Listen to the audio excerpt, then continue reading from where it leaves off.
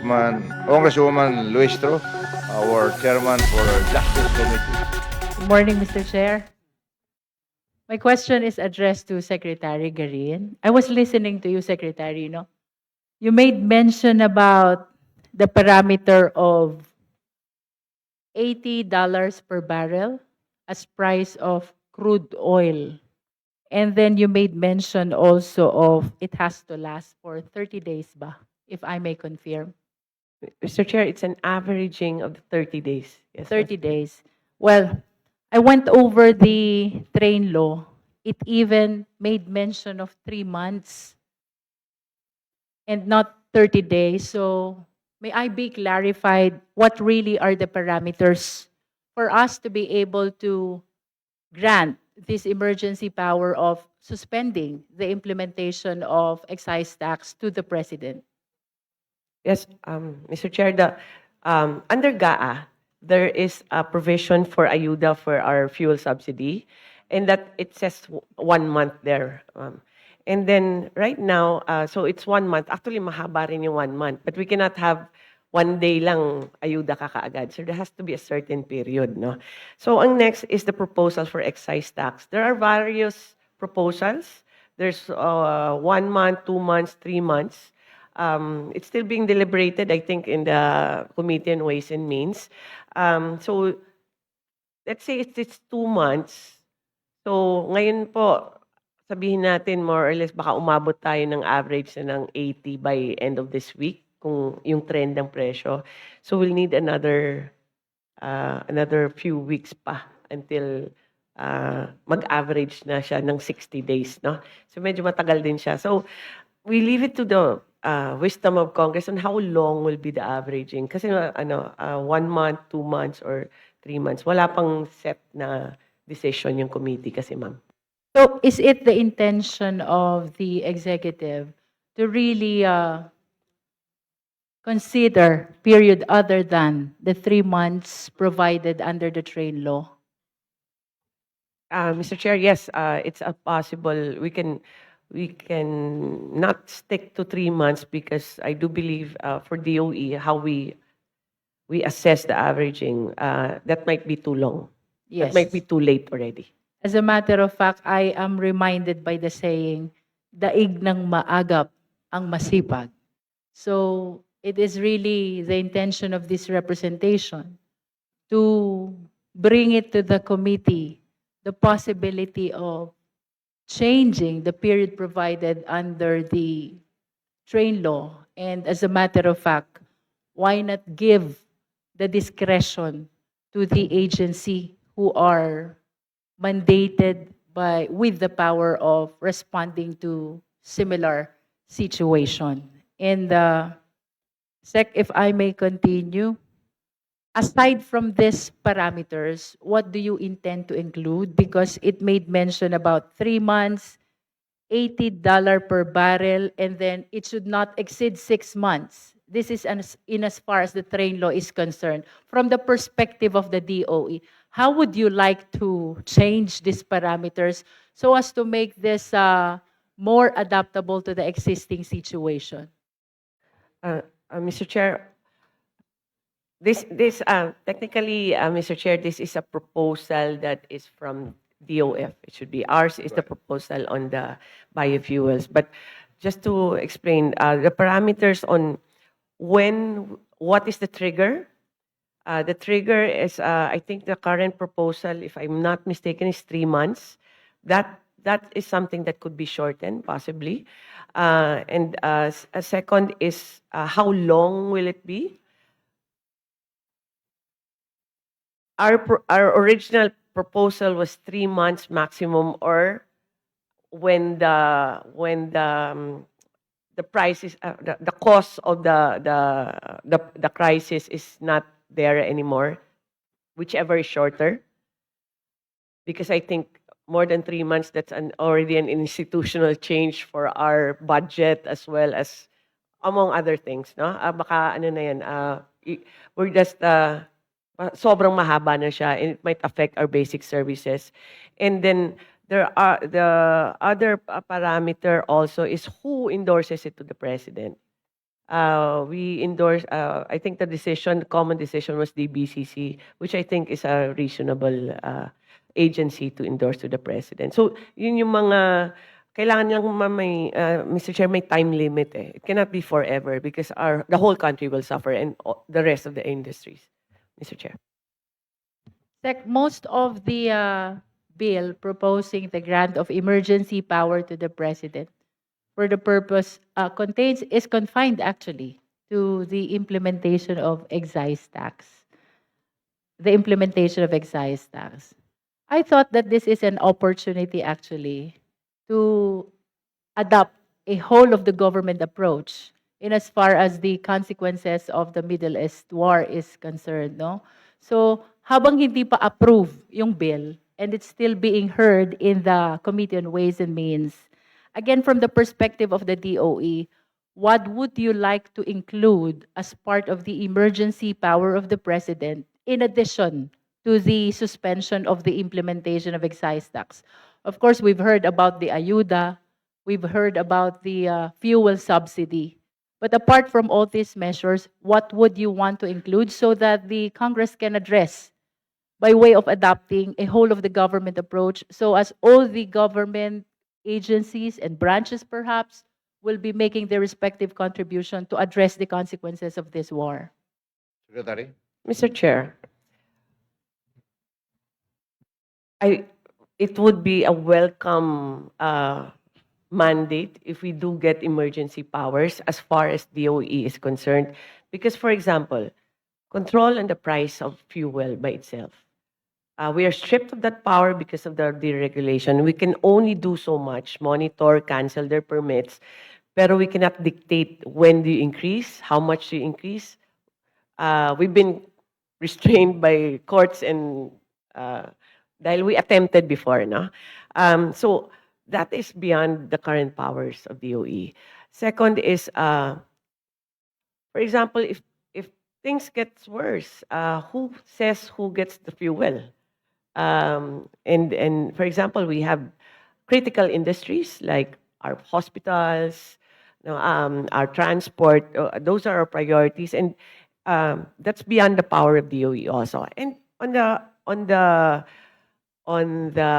power side, we have to respect, for example, all the bilateral agreements that they have. But there are ways that we can address for a certain specific period lang, suspension of the market. We curtail muna the generation of the more expensive because now LNG is ×3 the price already. So that will increase the price of electricity, especially for Meralco. So there are many things that we can do that we are also attempting, but it will give us the mandate to do so. So there's for DOE lang, I don't know about the rest of the agencies, pero yes, it would be a welcome legislation, let's say, kung merong emergency powers, even just for the specific period, because we want to make sure we have not just on power, not just on electricity, on the fuel side, we just need to make sure that we have enough supply beyond the current current inventory that we have, because worst comes to worst, then government should be the one looking for supply. I believe so. So there are many things that we can do with the emergency powers, ma'am, Mr. Chair. Mr. Chair, I hope we can Thank you. refer all those concerns. I'm not yet finished, Mr. Chair.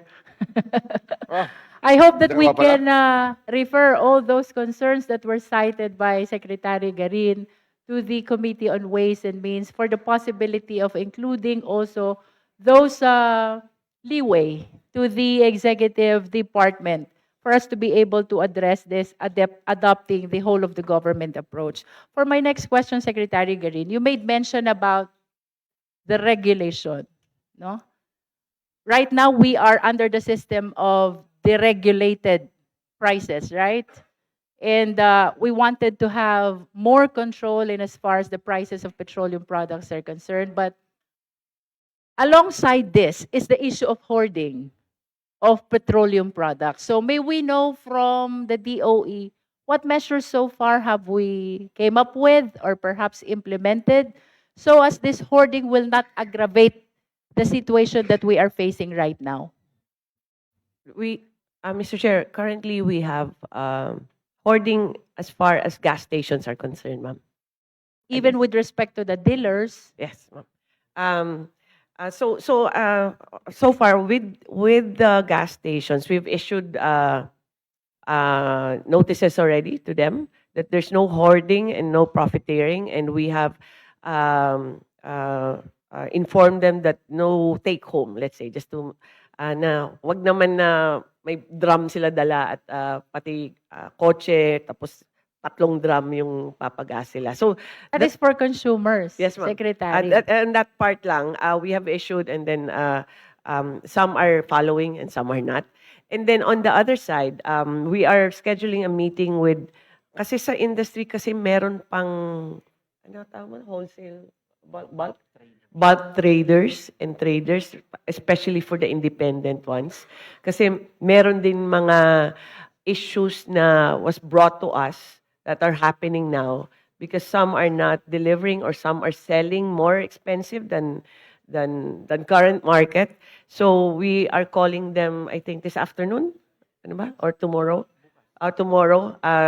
so that we can give them instructions and as well check if they are following the fuel pricing and loading policies of DOE, ma'am. This is a policing that we still have to do, Mr. Major. If I may suggest, Secretary Guerin, perhaps we need to tap as well the BOC, the Bureau of Customs, to make sure that there is proper monitoring of the dealers and distributors of petroleum products because we are already addressing a very serious situation and we cannot conceive a situation wherein the same will be seriously aggravated by the issues on hoarding.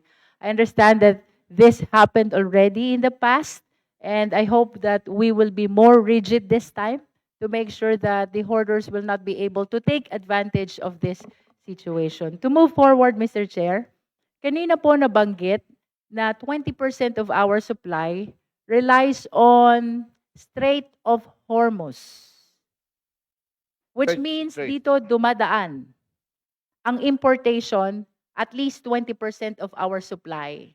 Now, my attention was invited to ask, saan po dumadaan yung remaining 80% of our supply? Mr. Chair, the 20% is on the crude oil. Crude yun, 20%.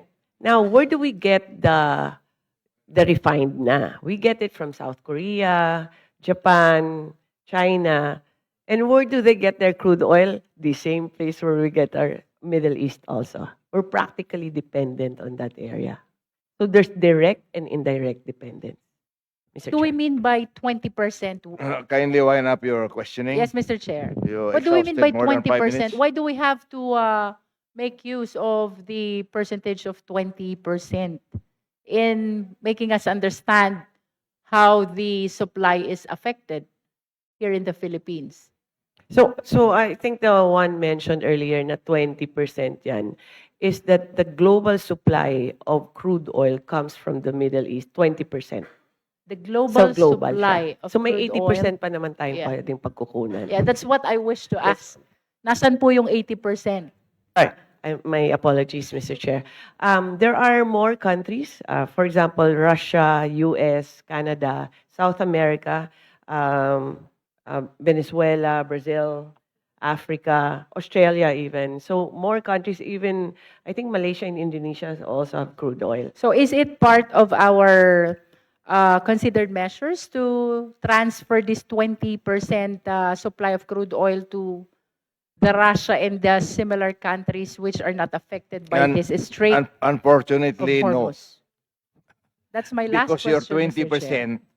20% is only the petroleum products, and it is the freight cost, Congresswoman Luistro, that hinders the importers from importing from the faraway countries because the freight rates are 3 times. That's Precisely, Mr. that's Chair. determinant. If it represents the freight cost, that 20% represents the freight cost, what I wish to say is, we have other option to consider as a matter of fact, because that 80% relies on other strait apart from this Strait of Hormuz. Mr. Chair. Yes, Mr. Chair, we are exploring that already. Actually, DOE itself is already trying to contact these countries for a possible G2G or facilitation for our oil companies in all countries, probably except for Russia because there's a current embargo. But the rest we are exploring because lesson learned, I guess. No, we cannot have all our eggs in one basket. The only difference is the time of delivery and the cost. Mr. You- Chair. Thank you, Last question. Congresswoman Luistro. Thank you, Mr. Last Chair. question, Co-Chair. Mr. Chair. Thank you, Mr. Chair. We thank Secretary Garin also for generously responding to all our questions. Mr. Chair, I'm sorry, Congresswoman. Thank you for the opportunity. I will leave Rino here. He's the director for our downstream. Hindi yan sa power, pero downstream, Yes. unlike what's happening with the fuel Yes. industry, he can answer. But thank you for the opportunity. I think we can work together in this for the short term and the long term solution. Maraming salamat po, po, sir. Secretary Garin. I hope yung ating mga kababayan nakikinig at nasiyahan sila sa mga information at saka mga hakbang na gagawin ng gobyerno at saka Kongreso. Maraming salamat. Congresswoman Luistro, you now My have the floor. question, Mr. Chair, is for DFA. Kanina po I was listening to your report on repatriation and with the 3/4, should I say, na narinig ko kanina kay Yusek De Vega, if I am correct, that 100% OFW who needs to be repatriated, 3/4 of them, tama ho ba, ay na-repatriate na dito sa Pilipinas?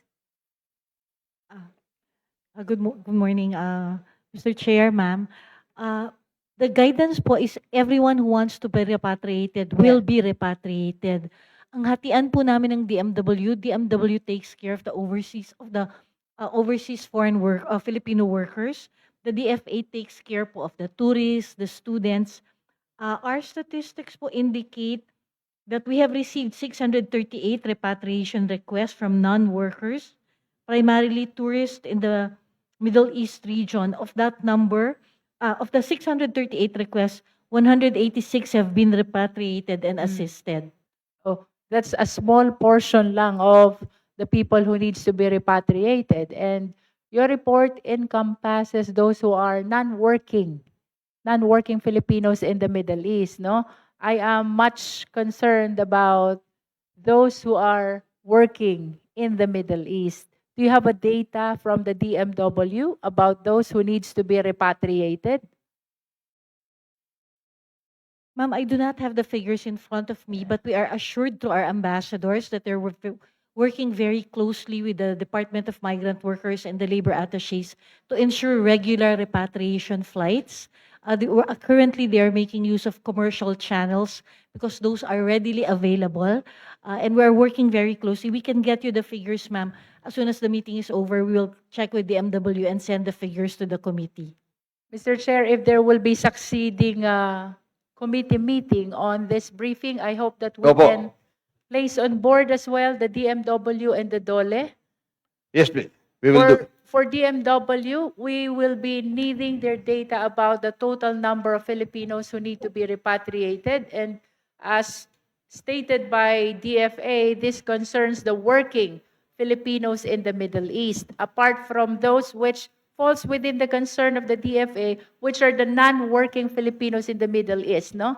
Even with the data that was given by DFA, it's quite alarming still, because out of 600 plus, only 100 plus have been repatriated to the Philippines, no? Opo. So I hope we can hear from DFA about the measures that we're considering to be able to help the 600 plus Filipinos who needs to be repatriated to the Philippines. And to complete my question, Mr. Chair, the work of the government actually does not end on repatriation. We should give them lives here in the Philippines after repatriation, most Meron. especially those Filipinos who are under the jurisdiction of DMW. These are working Filipinos. So after their repatriation, what does the government provide for them to be able to continue their lives? What I'm talking about, Mr. Chair, bigyan natin sila ng trabaho, bigyan natin sila ng negosyo, para yung nawala nilang kita sa Middle East, they can continue to support their respective families after repatriation here in our country. Thank you, Mr. Chair. Thank you very much, Congresswoman Leistro.